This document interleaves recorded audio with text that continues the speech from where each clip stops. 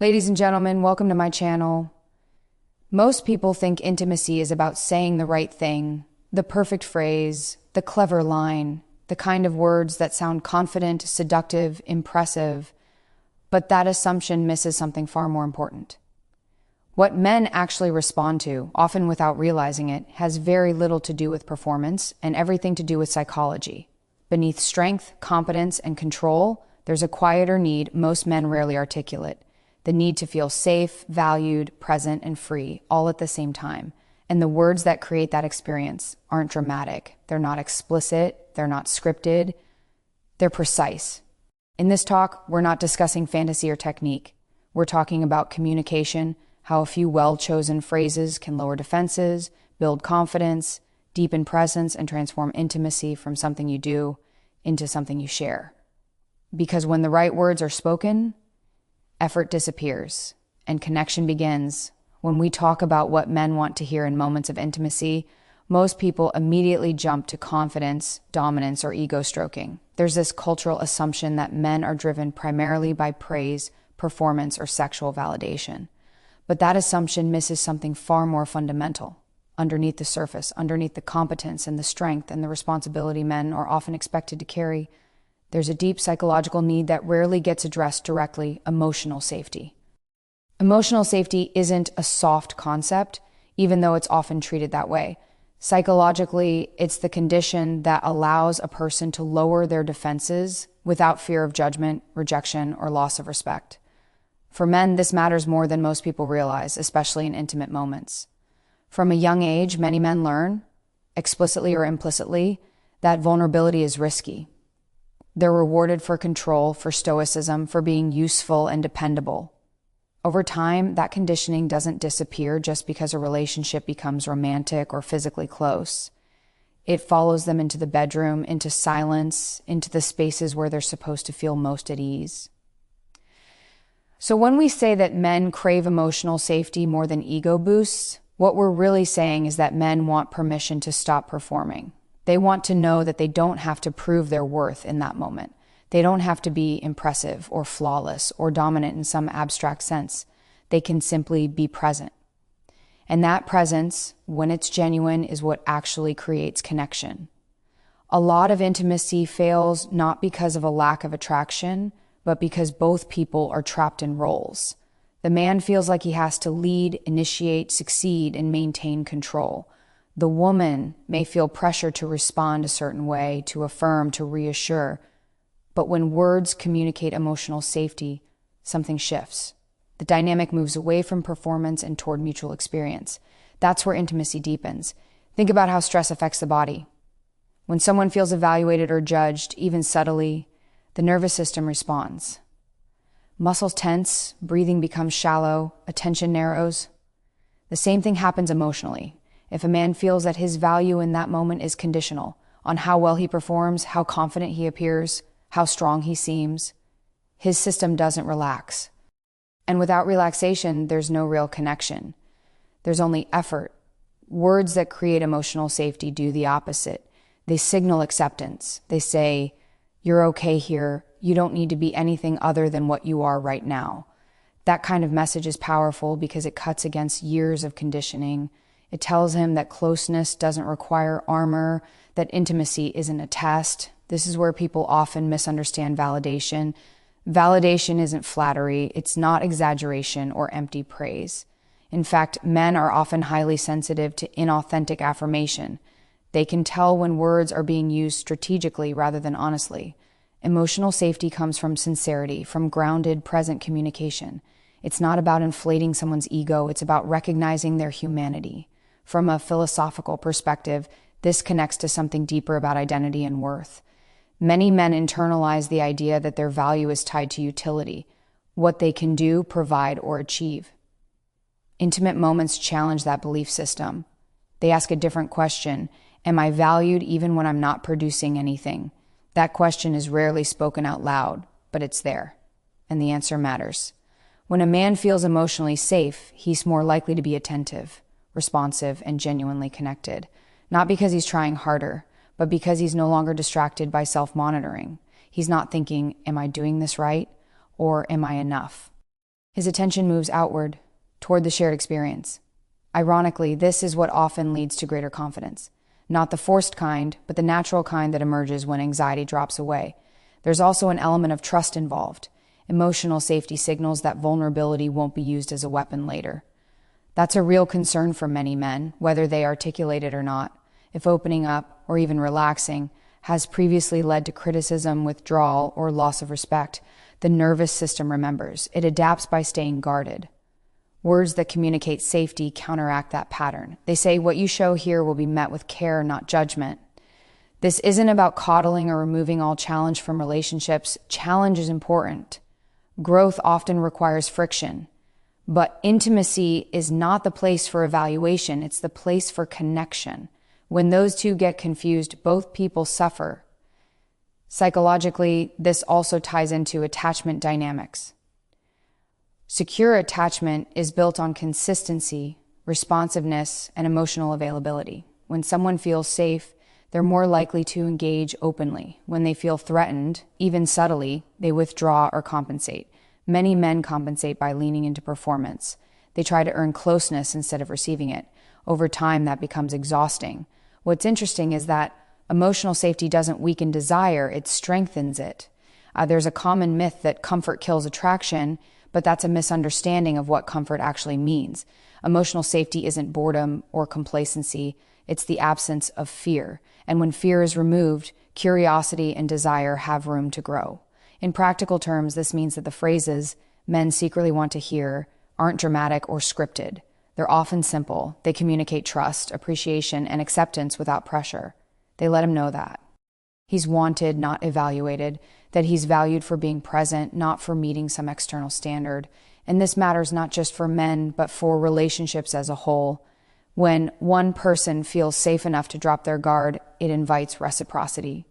Safety is contagious. One relaxed nervous system can regulate another. Over time, this creates a feedback loop of trust and openness. There's also a moral dimension here. Treating someone as worthy of care and acceptance, especially in vulnerable moments, is a form of respect. It acknowledges their complexity rather than reducing them to a role. In a culture that often flattens men into stereotypes, strong, silent, unshakable, that respect can feel rare. If you zoom out, this key point connects seamlessly with the others. Validation builds confidence because it rests on safety. Presence becomes powerful because fear isn't in the way. Respect and choice matter because safety requires autonomy. None of these ideas stand alone. They reinforce each other. So when you think about what to say or how to communicate in moments of closeness, the question isn't, how do I sound impressive? It's, how do I create an environment where both of us can be real? That's a harder question, but it's also a more meaningful one. And here's the part worth reflecting on. Emotional safety isn't something you demand. It's something you offer. It's built through tone, timing, and intention. It shows up in small moments, in words that say, you're allowed to be here as you are. When you give that kind of safety, you don't just deepen intimacy. You change how someone experiences themselves in relationship. If there's one thing to take away from this, it's this. When you stop trying to impress and start creating safety, connection stops being an effort and starts becoming a shared experience. That shift, subtle but profound, is where real AC begins. Once emotional safety is established, something interesting happens. The nervous system relaxes, defenses soften, and a new question quietly takes center stage. Do I matter here? This is where validation comes in, and it's often misunderstood.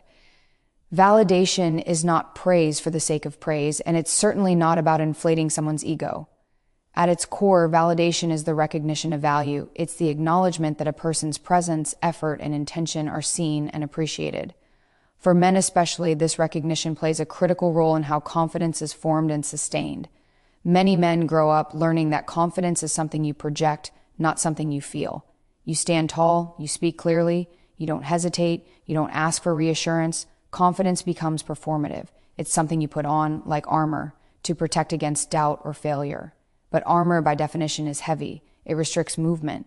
And in intimate moments, that weight becomes noticeable. Performance-based confidence can hold someone together in public, but it rarely allows them to fully connect in private. Validation works differently. It doesn't demand performance. It responds to authenticity. Psychologically, this matters because confidence that's built internally is far more stable than confidence that depends on constant external success. When a man hears words that validate him, not what he's achieving, but who he is and how he's showing up, something settles. The question of worth quiets down. And when that question quiets, confidence has room to grow naturally. There's a deep philosophical idea embedded here, one that shows up in everything from existential psychology to moral philosophy. Human beings don't just want to act, they want to be recognized. We want our actions to mean something in the eyes of someone else, not in a superficial way, in a way that affirms our existence as significant. For men, this desire often gets funneled into work, achievement, or competence. Those are socially acceptable ways to seek recognition. But in intimate settings, the rules change. Achievement isn't the currency anymore. Presence is. Validation in these moments says, I see you, and what you're bringing here matters. That kind of message doesn't inflate ego, it stabilizes it. It replaces insecurity with grounded self-assurance. And grounded confidence is very different from bravado. Bravado is loud and brittle. It needs constant reinforcement. Grounded confidence is quiet. It doesn't need to announce itself. One of the reasons validation is so powerful is that it counters a common internal narrative many men carry, the fear of being replaceable. When worth is tied to performance, there's always the possibility that someone else could perform better, stronger, smarter, more confident. Validation that's rooted in appreciation rather than comparison disrupts that fear. It communicates uniqueness rather than competition. It's also important to understand that validation isn't about constant reassurance. In fact, too much reassurance can have the opposite effect, signaling anxiety rather than confidence. Effective validation is specific, sincere, and timely. It doesn't overwhelm, it lands. It lets a man feel competent and appreciated without making him responsible for maintaining someone else's emotional state. From a psychological standpoint, this aligns with what we know about motivation. Intrinsic motivation, doing something because it's meaningful or satisfying, outlasts extrinsic motivation, which depends on rewards or approval.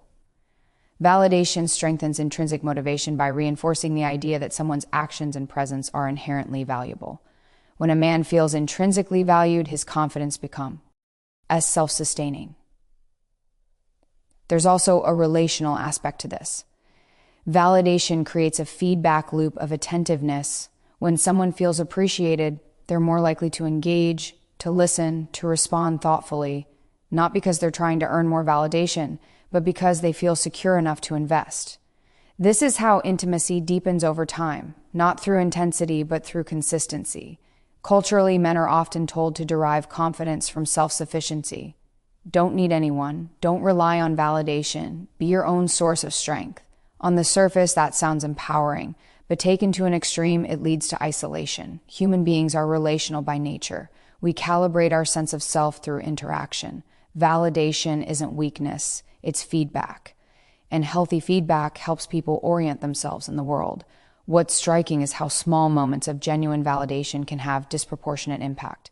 A simple acknowledgement delivered without expectation or pressure can undo years of quiet doubt, not all at once, but enough to shift the trajectory, enough to make someone think, maybe I don't have to try so hard to be enough.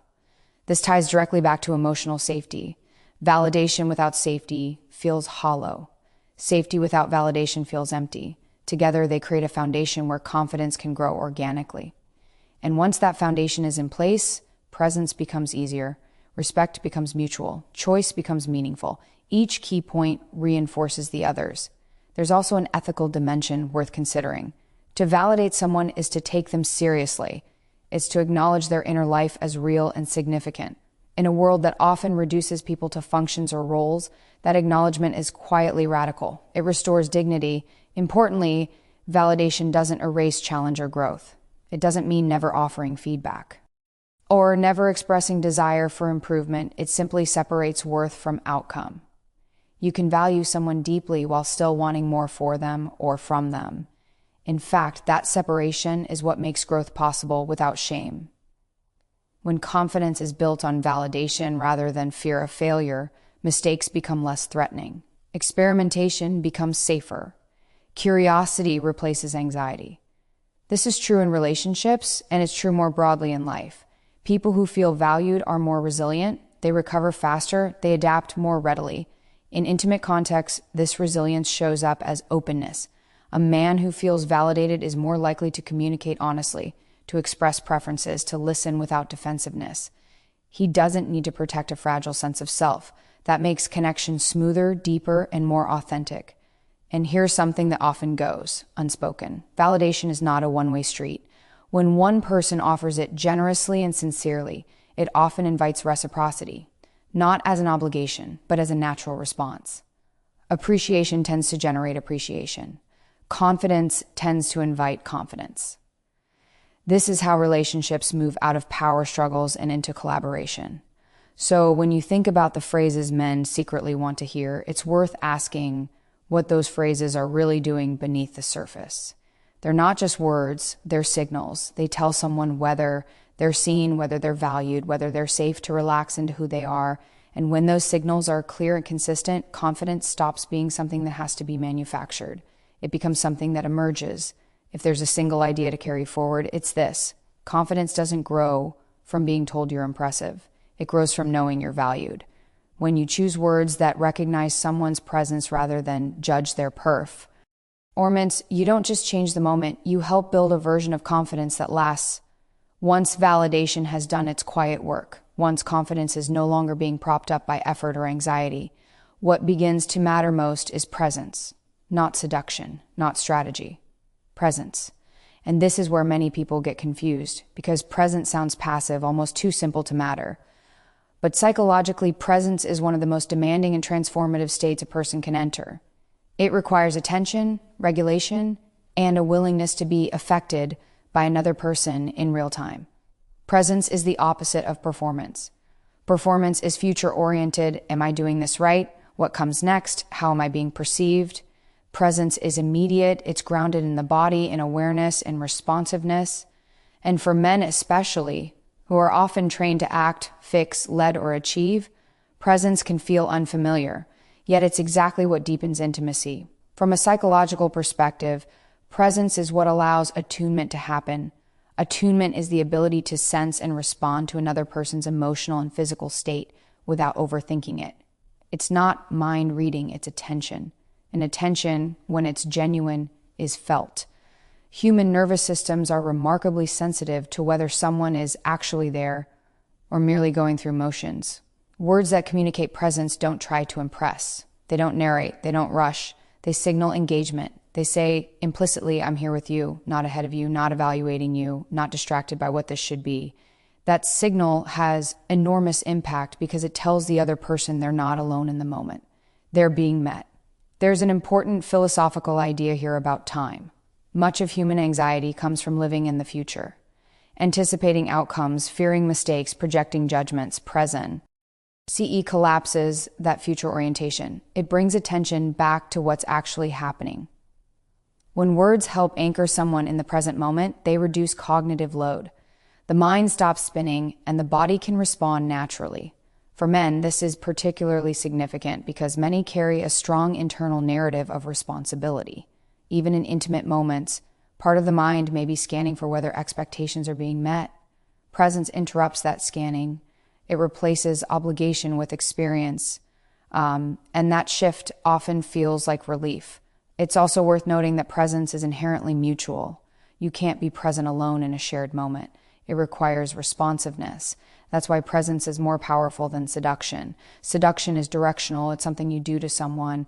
Presence is relational. It's something you enter together. One creates tension. The other creates connection. When people rely on scripted language or exaggerated behaviors, it often backfires. Not because it's wrong, but because it pulls attention out of the moment. The words don't match the energy. The body senses the disconnect. Presence, on the other hand, aligns language with sensation and awareness. It's congruent.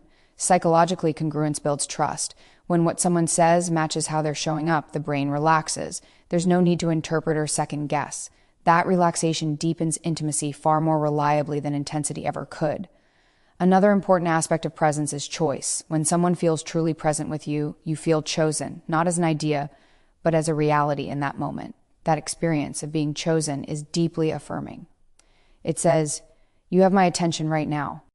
and attention is one of the most valuable currencies we have. This ties back to earlier points in a subtle way. Emotional safety makes presence possible. Validation makes presence sustainable. Without safety, presence feels risky. Without validation, presence feels draining. But when both are in place, presence becomes natural. There's also a biological dimension here. Presence activates the parasympathetic nervous system, the part responsible for rest, digestion, and connection. This state is incompatible with fear and hypervigilance. When words help guide someone into that state, they're not just communicating emotionally, they're regulating physiologically. That's why presence feels calming and engaging at the same time. Culturally, we're not very good at teaching presence. We emphasize doing, achieving, optimizing. Even intimacy gets framed as something to improve or master. Presence resists that framework. You can't force it, you can only allow it. And that allowance often starts with language that slows things down rather than speeds them up. Men often respond strongly to this because it removes pressure. When the pressure to perform dissolves, curiosity takes its place. Curiosity is playful, it's adaptive, it responds rather than dictates. That's why presence often feels more intimate than overt attempts at desire. It creates space for mutual exploration instead of expectation. There's also an ethical component worth considering. To be present with someone is to grant them your attention without trying to control the outcome. It's an act of respect. It acknowledges the other person as a subject, not an object. That distinction matters, especially in moments of vulnerability. Presence doesn't mean passivity. It doesn't mean lack of initiative or direction. It means that action arises from awareness rather than from anxiety. That difference is subtle but PR. Ovound. One is driven by fear of failure, the other by engagement with reality. When men feel that kind of engagement directed toward them, it often unlocks a deeper level of responsiveness, not because they're trying to impress, but because they're genuinely involved. This is where intimacy becomes collaborative rather than transactional. It's also where communication becomes simpler. Presence reduces the need for explanation. A few well-timed words, grounded in awareness, carry more weight than elaborate statements delivered without attunement. Less language, more meaning, and importantly, presence can't be faked for long.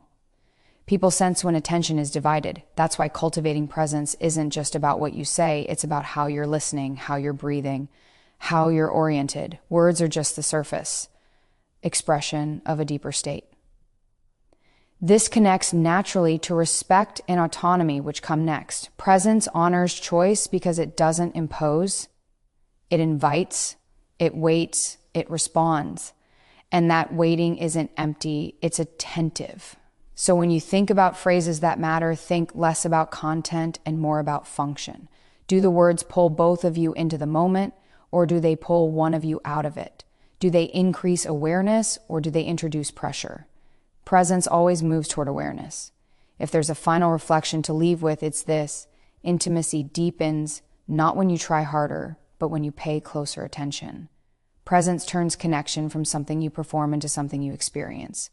And once you understand that, every word you choose becomes an invitation to be here, now, together. By the time you reach this point, something important has already shifted. Emotional safety has lowered defenses. Validation has stabilized confidence. Presence has anchored both people in the moment. What remains, what ultimately defines whether intimacy deepens or quietly collapses, is respect for autonomy. And this is where intimacy either becomes expansive or restrictive, depending on how choice is handled. Respect and choice are not abstract moral ideals in close relationships. They're lived experiences. They show up in tone, in timing, and especially in language. When words communicate respect for autonomy, they send a clear psychological message: you are not trapped here. You are choosing this. And paradoxically, that sense of freedom is what makes intimacy stronger.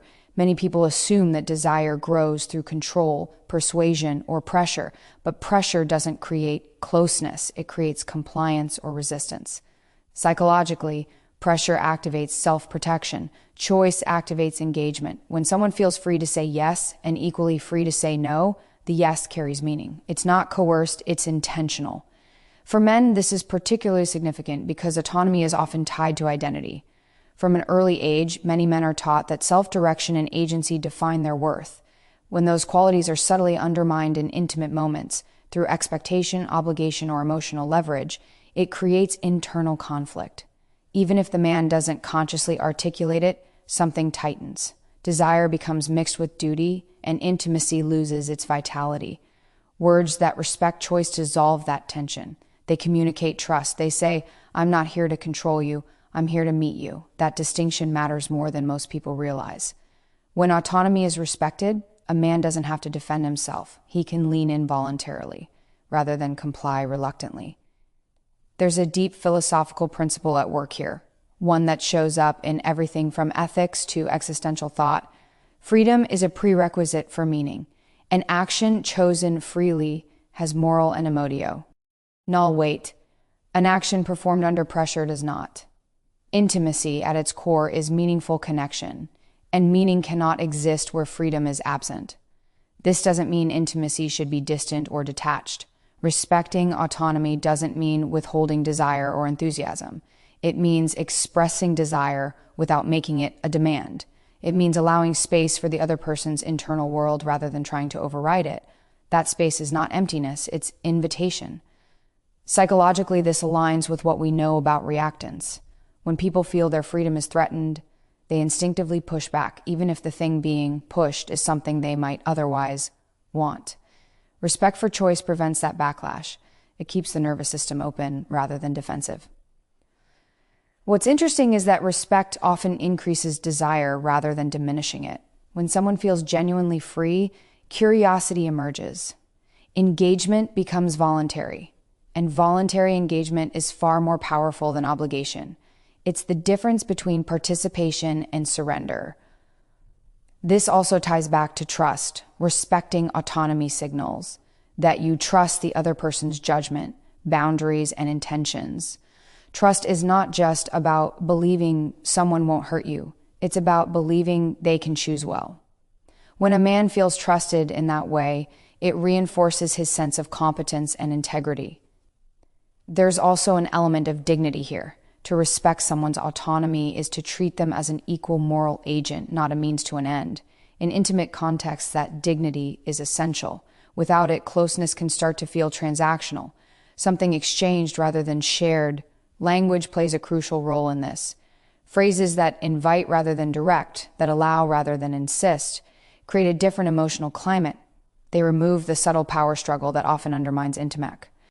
Instead of one person leading and the other following out of obligation, both people are choosing to participate.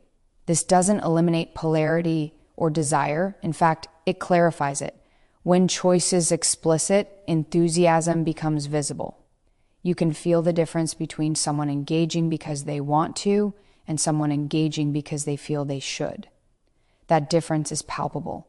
There's also a long-term implication here. Relationships erode not usually because of a single betrayal, but because of accumulated moments where one person feels their autonomy has been slowly narrowed. Over time, that creates resentment. Respect, consistently expressed, prevents that erosion. It keeps the relationship spacious enough to breathe. From a developmental perspective, autonomy is tied to self-respect. When someone's choices are consistently honored, their sense of self strengthens. When they're overridden, it weakens. In intimate relationships, where vulnerability is high, that effect is amplified. Men in particular may struggle to articulate when they feel their autonomy slipping. Instead of naming it, they may withdraw, disengage, or become irritable. Respectful language prevents that silent drift. It keeps communication clean and grounded.